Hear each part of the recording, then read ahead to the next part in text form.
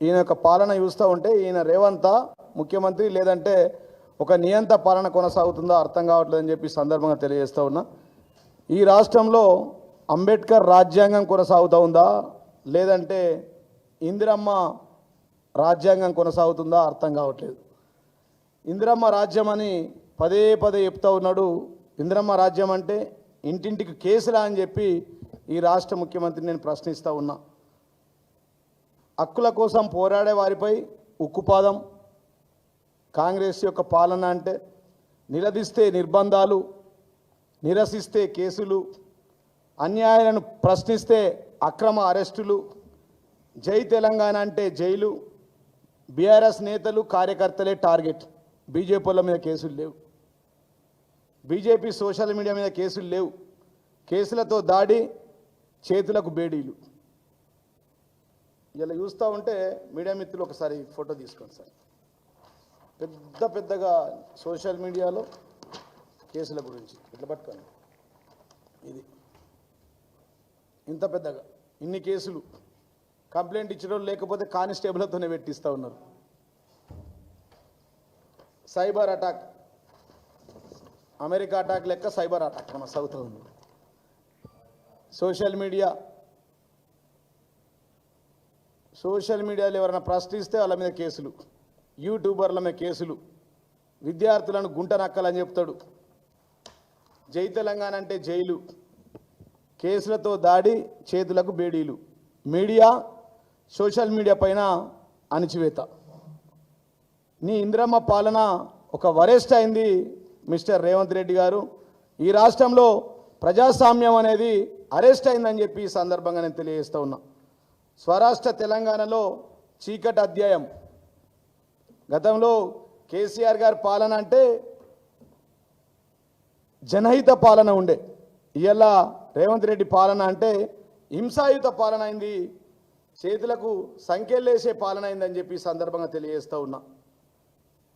ప్రజా సమస్యలపై ప్రశ్నిస్తే కేసులు, అడుగుదీసి అడిగేస్తే అరెస్టులు.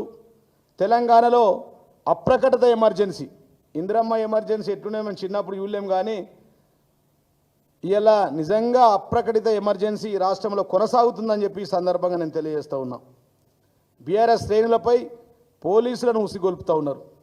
ఫ్రస్ట్రేషన్లో ముఖ్యమంత్రి పేరు చెప్పకపోతే ఆయన మీద కేసులు, రాష్ట్రమంతటా వేధింపులు, అక్రమ కేసుల బనాయింపు పర్వం. రేవంత్ సర్కారు బీఆర్ఎస్ లీడర్లను, క్యాడర్ను టార్గెట్ చేస్తుంది. అన్నీ కూడా పింక్ బుక్కలు ఎక్కిస్తున్నాం. ఏ పోలీసు వాళ్ళు ఏం చేస్తూ ఉన్నారు, ఎక్కడెక్కడ అక్రమ కేసులు పెడతా ఉన్నారు, ఎక్కడెక్కడ బీఆర్ఎస్ క్యాడర్ని పీడిస్తూ ఉన్నారో అవన్నీ కూడా పింక్ బుక్లో ఎక్కుతూ ఉన్నాయని చెప్పి సందర్భంగా తెలియజేస్తున్నాం.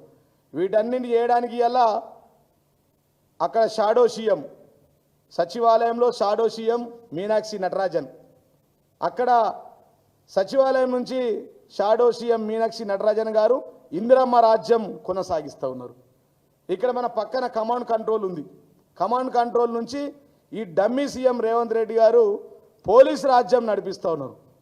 అక్కడ కాంగ్రెస్ రాజ్యం, షాడో సీఎం మీనాక్షి నటరాజన్ గారు నడిపిస్తున్నటువంటి కాంగ్రెస్ రాజ్యం, ఇక్కడ కమాండ్ కంట్రోల్ నుంచి నడిపిస్తున్న డమ్మీ సీఎం రేవంత్ రెడ్డి గారు నడిపిస్తున్న పోలీస్ రాజ్యం ఏదైతే ఈ రెండు కలిపితేనే ఇందిరమ్మ రాజ్యమా అని చెప్పి నేను మీడియా మిత్రులను అడుగుతున్నా. అసలు ఇందిరమ్మ రాజ్యం అంటే ఏంది అని చెప్పి నేను ఈ రాష్ట్ర ముఖ్యమంత్రి ప్రశ్నిస్తున్నా అని చెప్పి సందర్భంగా తెలియజేస్తున్నా. రేవంత్ సర్కార్ బీఆర్ఎస్ లీడర్లను, క్యాడర్ను టార్గెట్ చేసి ఎక్కడికక్కడ అడుగు తీసి అడిగేస్తే అరెస్టులు, సోషల్ మీడియాలో నిలదీసిన తప్పేనని కేసులు పెడతా ఉన్నారు. రాష్ట్రమంతా కేసుల బనాయింపు పర్వం, అక్రమ కేసులు. బీఆర్ఎస్ జెండా పట్టినా, ఫ్లెక్సీ కట్టినా జైళ్ళకే.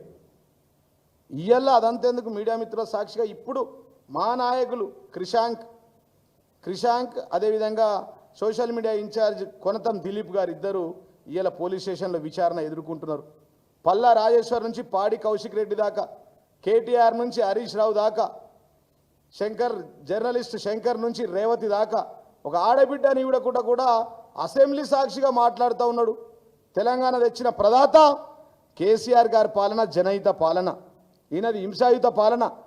కేసీఆర్ అంటే ఈయన ముఖ్యమంత్రి అనుముల రేవంత్ రెడ్డి కాదు, అనుముల మార్చేసి కేసుల రేవంత్ రెడ్డి అని పెట్టాలి ఆయన పేరు, కేసుల రేవంత్ రెడ్డి. అదే కేసీఆర్ గారు పాలనలో దేశవ్యాప్తంగా ఇక్కడ తెలంగాణ చర్చ వస్తే మన సారు కేసీఆర్ సర్నేమ్ కేసీఆర్ తెలంగాణ వచ్చేది.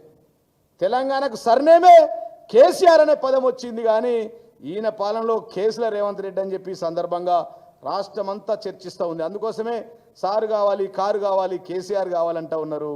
మళ్ళీ సారే కావాలి, కారే కావాలి, సారే గెలవాలి, కేసీఆర్ గెలవాలి, కారే రావాలని చెప్పి ప్రజలు కోరుకుంటూ ఉన్నారు. గల్లీలైనా అది గావులైనా ఊర్లో అయినా గల్లీలైనా గ్రామంలో అయినా అదే మాట మాట్లాడుతారు. ధర్నా చేసినా ఇంట్లోనే ఉన్న నిర్బంధం, ధర్నా చేస్తే అరెస్టు, ఇంట్లో ఉంటే నిర్బంధం, ఇంట్లో ఉంటే కూడా నిర్బంధం. అనేక మంది లీడర్లను ప్రతినిత్యం చేస్తూ ఉన్నారు. అసహనంతో అరాచకం సృష్టించిన రేవంత్ సర్కారుకు అందరి నేతలపై కేసులు పెడతా ఉన్నారు. మీడియాకు, సోషల్ మీడియాకు రాతలు రాస్తే భయం, ఫ్రస్ట్రేషన్ల. మొన్న అయితే అసెంబ్లీ సాక్షిగా ఎమ్మెల్యేలందరి మీద ఫ్రస్ట్రేషన్ బయట పెట్టింది. ఐజీ ఇంటెలిజెన్స్ శివారెడ్డి గారిని పిలుస్తూ ఉన్నాడు. డీజీపీ గారిని పిలిచి సిపిలని, ఏసీపీలను పిలిచి ఏందయ్యా మీరు కేసులు పెడతలేరు, ఇంకా 15,000 కేసులే అయినాయి. ఎన్ని కేసులు పెడతారండి? 60 లక్షల మంది గులాబీ సైన్యం ఉన్నారు, అందరి మీద కేసులు పెట్టగలుగుతారా? పెడితే ఉంటారా?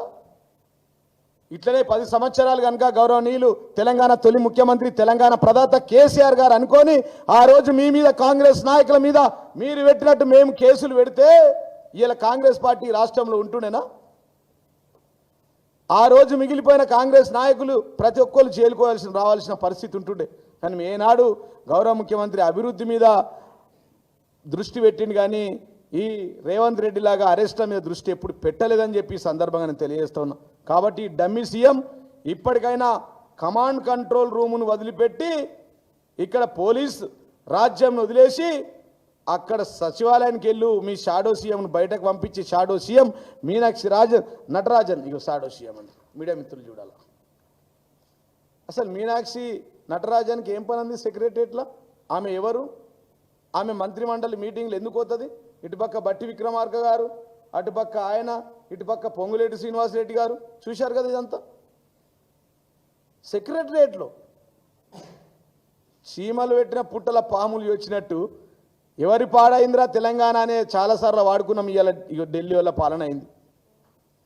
హర్యానా, ఢిల్లీ, మహారాష్ట్ర ఎలక్షన్లకు ఈయన డైరెక్ట్ పంపిండు. పాపం ఈయన మీద నమ్మకం పోయిందో ఏమో. బీహార్ ఎలక్షన్లు వచ్చినాయి, మళ్ళా మూటలు కావాలా, నువ్వు సెక్రటరియట్లో ఎవరు సచివాలయంలో వచ్చి వసూలు చెయ్యు, బీహార్ ఎలక్షన్లకు పైసలు పట్టుకరా అని చెప్పి ఈయన ముఖ్యమంత్రి కోవట్ అయిపోయిండు, బీజేపీకి కోవట్ అయిండు. బడేబాయి మాషా అల్లా, చోటేబాయి సుబాన్ అల్లా. అటు మోడీతో ఒప్పందం అయింది, అమిత్ షాతో కలిసింది. కాబట్టి ఆయన నమ్మక ఈ షాడో సీఎంను పంపించారని చెప్పి సందర్భంగా తెలియజేస్తూ ఉన్నా. కాబట్టి రేవంత్ సర్కారును వైఫల్యాలను ఎండగట్టడంల మీద కేసులు, లగాచర్ల లడాయి నుండి మూసి విధ్వంసం దాకా, హెచ్సిఈ భూ దోపిడి వరకు ప్రజలపై రాజ్య హింస కొనసాగిస్తుంటే, దాన్ని ప్రశ్నిస్తుంటే విద్యార్థులను గుంటనక్కలని వాళ్ళ మీద కేసులు, లగాచర్ల రైతుల పోరాటం చేస్తే కేసులు, తెలంగాణ తెచ్చిన ప్రదాత కేసీఆర్ గారి మీద విచారణల పేరు మీద ఇట్లాంటి కొనసాగింపు కార్యక్రమాలు. అదే కాకుండా లగాచర్ల లడాయి నుంచి మొన్న ఒక రైతు, మీరంతా చూసిరు, ఒక పెద్ద మనిషి మాట్లాడిండు, ఎట్లుందే పాలన అంటే ఇదంతా దరిద్రపు కొట్టు పాలన, లంగ పాలన, ఉద్దెర పాలన, ఈ రేవంత్ పాలన, ముఖ్యమంత్రి కేసీఆర్ ఉన్నప్పుడే మంచిగున్నాడంటే ఆ రైతును కూడా అరెస్ట్ చేసుకపోయారు. 76 సంవత్సరాలు. ఏం పేరన్నా రైతు? శ్రీధర్ అన్న, వెంకటయ్య. కేసీఆర్ గారి నుంచి వెంకటయ్య దాకా ఎవరిని వదలకుండా ఇలా ఈ విధంగా ప్రయత్నం చేస్తూ ఉన్నాను. కాబట్టి పాలన వైఫల్యాలు ఎండగడితే కేసు, పరామర్శలకు పోతే కేసు, అల్లు అర్జున్ పేరు చెప్పలేదని చెప్పి ఆయన మీద కేసు, రియల్ ఎస్టేట్ దందా చేసేవాళ్ళు ప్రధానమైన వాళ్ళు ఎవరున్నారో వాళ్ళ మీద కేసులు, అక్రమ కేసులు. నా మ్యాటర్ కూడా సబ్జూడీ ఉంది సుప్రీంకోర్టులో, నా మీద 42 కేసులు. నేను మాట్లాడద్దు దాని మీద, నా కేసుల మీద, కాబట్టి నేను మాట్లాడతలే. నా మీద కేసు, మా అమ్మ మీద కేసు, మా భార్య మీద కేసు. మాకు చట్టాల మీద పూర్తి నమ్మకం ఉంది. ఇవాళ బీఆర్ఎస్ పార్టీ నాయకులు అనేక మంది నాయకుల మీద కేసులు చెప్పిన కదా ఇందాక, పల్లా రాజేశ్వర్ నుంచి పాడి కౌశిక్ రెడ్డి దాకా, క్రిషాంక్ నుంచి మన కొనతం దిలీప్ దాకా, రేవతి నుంచి శంకర్ అన్న జర్నలిస్టు, రంజిత్ రెడ్డి అనే జర్నలిస్టు నుంచి పడితే ఇంకా అనేక మంది యూట్యూబర్లు, అంతకుముందు అదే యూట్యూబర్లతో ఆయన్నే కూర్చున్నాడు రోజు పొద్దున్న దాకా. ఇలా వాళ్ళ మీద కేసులు పెట్టి అక్రమంగా బనాయించి వాళ్ళందరినీ సతాయిస్తూ ఉన్నాడు. ఏంటంటే ఒక్కొక్క సిపికి టార్గెట్ ఇచ్చింది శివధరెడ్డి గారు. సిపి ఉండాలా మీరు పోవాలన్నా చెప్పురు, ఒక్కొక్కరు 100 కేసులు, వారంలో 100 కేసులు 200 కేసులు పెట్టకపోతే మీ పదవులు పోతాయని చెప్పి వారు బెదిరిస్తూ ఉన్నారు. ఇవన్నీ నేను మాట్లాడకూడదు. పరమర్శకు పోయిన కేసులు, ఇండ్లు కోల్పోయి కడుపు మండి తిట్టిన వారి మీద కేసు, మూసి హైడ్రా, ఎవరో పేదవాళ్ళు వేలాది మంది ఇల్లు కట్టుకున్నారు 30 సంవత్సరాల కింద. గౌరవ కేసీఆర్ తెలంగాణ తొలి ముఖ్యమంత్రి గారు వారికి జీవోలు కూడా ఇచ్చిరు. ఆ ఇండ్లకు రెగ్యులరైజేషన్ కూడా అయినాయి. కొన్నిటికి పర్మిషన్లు ఉన్నాయో లేవో అది పక్కన పెడితే పేదోళ్లను జేసీబీలతోని కూలగొట్టి బుల్డోజర్లు ఎక్కిస్తా అని బెదిరించుడు.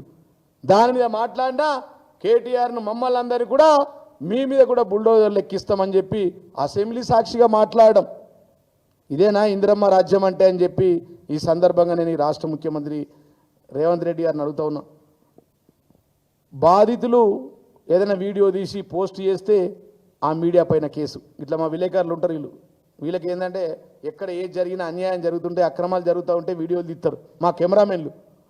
బాధితుల వీడియోలను ఆ వీడియో తీసి పోస్ట్ చేసిన కెమెరామెన్లపై కూడా కేసులు పెడతా ఉన్నది ప్రభుత్వం అని చెప్పి సందర్భంగా తెలియజేస్తాం.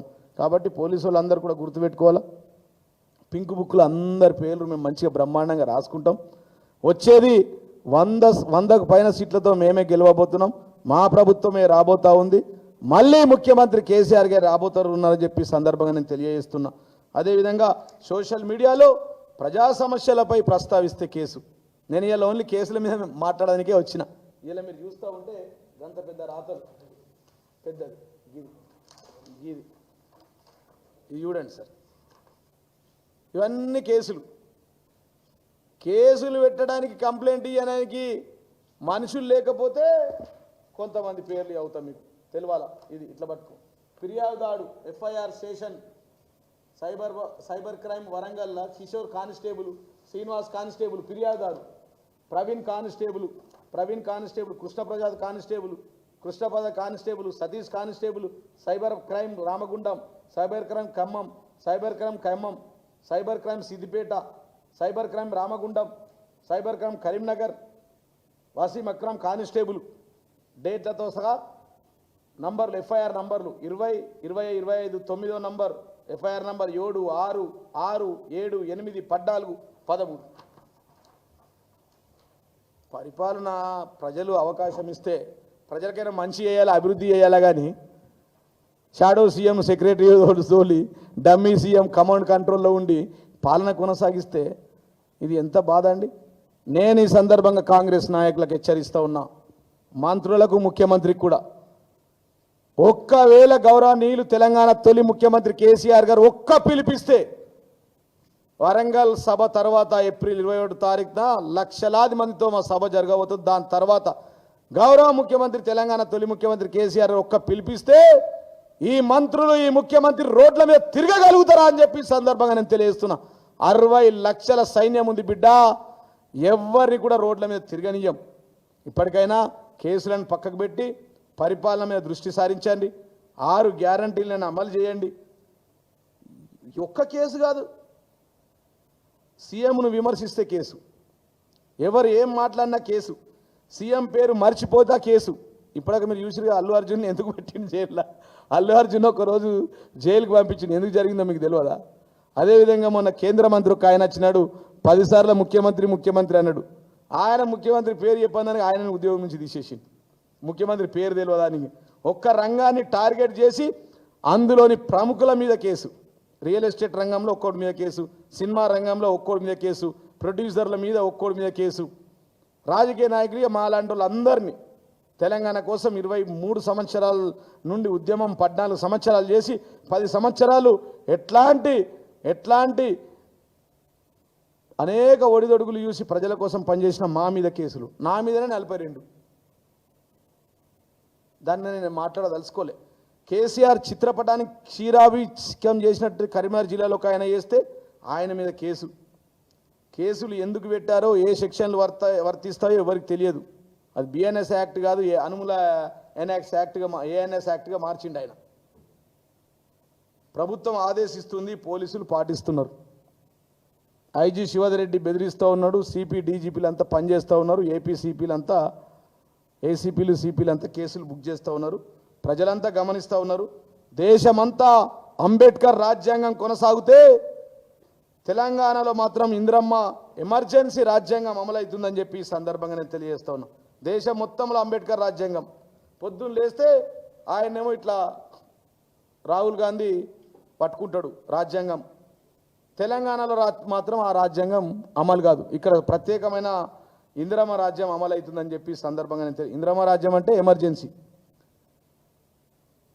ఎంతమందిని జైల్లో పెడతావు రేవంత్ రెడ్డి? మేధావులు మౌనంగా ఉండడం కూడా ప్రమాదకరం. మీరంతా మేధావి వర్గమే, మీడియా మిత్రులు కూడా. దీన్ని ప్రశ్నించవలసిన అవసరం ఉందని చెప్పి ఈ సందర్భంగా నేను తెలియజేస్తా ఉన్నాను. ఇదే కాకుండా ప్రజా వ్యతిరేకతను, ప్రజల అసహనాన్ని కేసులతో కప్పిపుచ్చే ప్రయత్నం చేస్తూ ఉన్నారు. ఆశా వర్గాల నుంచి నిరుద్యోగుల వరకు, విద్యార్థుల నుంచి మాజీ సర్పంచ్ల వరకు లాఠీ దెబ్బలు తినని వారు ఈ రాష్ట్రంలో ఎవరన్నా ఉన్నారా అని చెప్పి నేను మీడియా మిత్రులను అడుగుతా ఉన్నా. ఈ సందర్భంగా ప్రజల ఎజెండాను పూర్తిగా ఆటకెక్కించి కక్షపూరిత రాజకీయాలపైనే దృష్టి పెట్టిండు ఈ రాష్ట్ర ముఖ్యమంత్రి రేవంత్ రెడ్డి అని చెప్పి సందర్భంగా నేను తెలియజేస్తున్నా. ఇప్పటికే కక్కిందాకా అయినావు ప్రజలకు. 18 నెలల్లో నువ్వు అభివృద్ధి చేసింది ఏం లేదు. అరెస్టుల పర్వం, అక్రమాలు తప్ప ఏదైనా రాజ్యంలో గతంలో కేసీఆర్ గారి పాలనలో ఈ రాష్ట్రం 3 పువ్వులు 6 కాయలుగా కొనసాగుతుంది అని చెప్పి చెప్పేది. ఇవాళ రేవంత్ రెడ్డి పాలనలో 3 అరెస్టులు 6 కేసులు, రోజు 3 కేసులు 6 అరెస్టుల పాలన కొనసాగుతూ ఉందని చెప్పి సందర్భంగా తెలియజేస్తూ ఉన్నా. ఇప్పటికిప్పుడు ఇంకా కొనతం దిలీప్, అదేవిధంగా క్రిషాంక్ ఇంకా పోలీస్ స్టేషన్లను 5 గంటల నుంచి సతాయిస్తూ ఉన్నారని చెప్పి సందర్భంగా తెలియజేస్తూ ఉన్నా. తెలంగాణ ఉద్యమంలో పనిచేయడమే తప్ప ప్రత్యేక తెలంగాణ కోసం పోరాటం చేసిన బీఆర్ఎస్ కార్యకర్తలుగా కొనసాగడం తప్ప, నేరమా అని చెప్పి రాష్ట్ర ముఖ్యమంత్రిని నేను అడుగుతా ఉన్నా. అదే కాకుండా నన్ను, నా కుటుంబాన్ని కూడా టార్గెట్ చేసి అక్రమ కేసులు బనాయించారు. గడిచిన 18 నెలల నుంచి నేను ఎదుర్కొంటున్న చట్టాలు, హైకోర్టు, సుప్రీంకోర్టు మీద నాకు నమ్మకం ఉంది. చట్టాలతోనే మేము పోతా ఉన్నాం. హైకోర్టు ఆర్డర్స్ని మేము ఇంప్లిమెంట్ చేస్తూ ఉన్నామని చెప్పి, మేము ఫాలో అవుతున్నామని చెప్పి సందర్భంగా నేను తెలియజేస్తా ఉన్నాను. నాపై, మా అమ్మపై కూడా, మా భార్యపై కూడా కేసులు పెట్టిందని చెప్పి సందర్భంగా మీడియా మిత్రులకు తెలియజేస్తా ఉన్నా. ఫిరాయింపులను ప్రశ్నిస్తే ఎమ్మెల్యే పాడి కౌశిక్ రెడ్డిపై కూడా కేసులు పెట్టారని చెప్పి సందర్భంగా తెలియజేస్తా ఉన్నా. జనగామ ఎమ్మెల్యే పల్లా రాజేశ్వర రెడ్డిపై కూడా కేసులు పెట్టారు. ఇట్లా వీళ్ళు వాళ్ళు కాదు, వేలాది మంది, వందలాది మంది బీఆర్ఎస్ కార్యకర్తల మీద, నాయకుల మీద, ఎమ్మెల్యేల మీద, మాజీ మంత్రుల మీద, మాజీ ఎమ్మెల్యే మీద కేసులు పెట్టింది ఈ ప్రభుత్వం. కానీ ఖచ్చితంగా దానికి ప్రతిఫలాన్ని అనుభవిస్తూ ఉన్నాడు. ఇప్పటికే ఈ రాష్ట్ర ప్రభుత్వం పరిపాలన చేయలేని చేతగాని తరంలో ఉన్నది. ఇప్పటికైనా రాష్ట్రంలో ఎక్కడ చూసినా కూల్చివేతలు, కాల్చివేతలు, అణచివేతలు, ఆక్రమణలు, అరెస్టులు, జైళ్లు, నిర్బంధం, నియంతృత్వం తప్ప, పేదల వేదన, అరణ్య రోదన తప్ప ఇంకొక పాలన కొనసాగుతలేదని చెప్పి సందర్భంగా తెలియజేస్తున్నా. కంటికి రెప్పలా కాపాడవలసిన సర్కారే ప్రజలను కర్కశంగా నలిపివేస్తూ ఉన్నది. అది మూసి హైడ్రా బాధితులు అని చెప్పి సందర్భంగా నేను తెలియజేస్తున్నా. దీన్ని నేను మీడియా మిత్రులను అడుగుతా ఉన్నా. దీన్ని ప్రజాపాలన అంటారా లేక ప్రతీకార పాలన అంటారా అని చెప్పి సందర్భంగా తెలియజేస్తున్నా. ఇదా ఇందిరమ్మ రాజ్యం అంటే మరి అని చెప్పి సందర్భంగా నేను ప్రశ్నిస్తూ ఉన్నా. మేము 10 ఏళ్ళు అధికారంలో ఉన్నాం. గౌరవ ముఖ్యమంత్రి అత్యంత పవర్ఫుల్ సీఎంగా ఉన్నారు. 104 పైన ఎమ్మెల్యేలు మేము ఉన్నాం.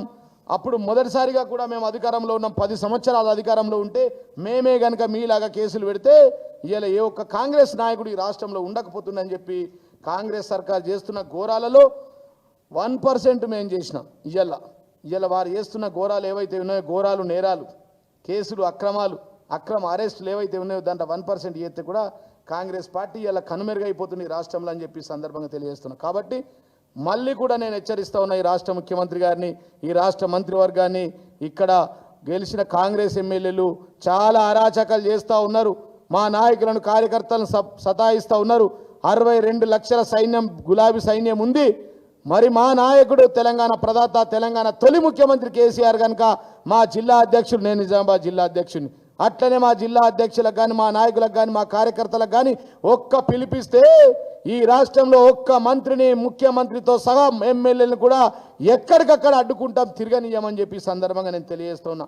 కాబట్టి జాగ్రత్తగా ఉండండి. ఇకనైనా షాడో సీఎం మీనాక్షి నటరాజన్ను సచివాలయం నుంచి పంపించేయండి సార్. ముఖ్యమంత్రి గారు మీరు కమాండ్ కంట్రోల్ నుంచి సెక్రటరియట్కి వెళ్ళండి, డమ్మీ సీఎం పోయి షాడో సీఎంను పంపించేయండి. మరి ఇక్కడ పోలీస్ రాజ్యంను వదిలేయండి, అక్కడ ప్రజారాజ్యాన్ని కొనసాగించండి. ఇందిరమ్మ రాజ్యాన్ని అదేవిధంగా కాంగ్రెస్ రాజ్యాన్ని బయటకు పంపించేయండి సెక్రటరియట్ నుంచి అని చెప్పి ఈ రాష్ట్ర ముఖ్యమంత్రి గారికి నేను తెలియజేస్తూ ఉన్నా. మరి ఇకనైనా మీరు మారకపోతే ఖచ్చితంగా ప్రజలే మీ మీద తిరగబడతారు.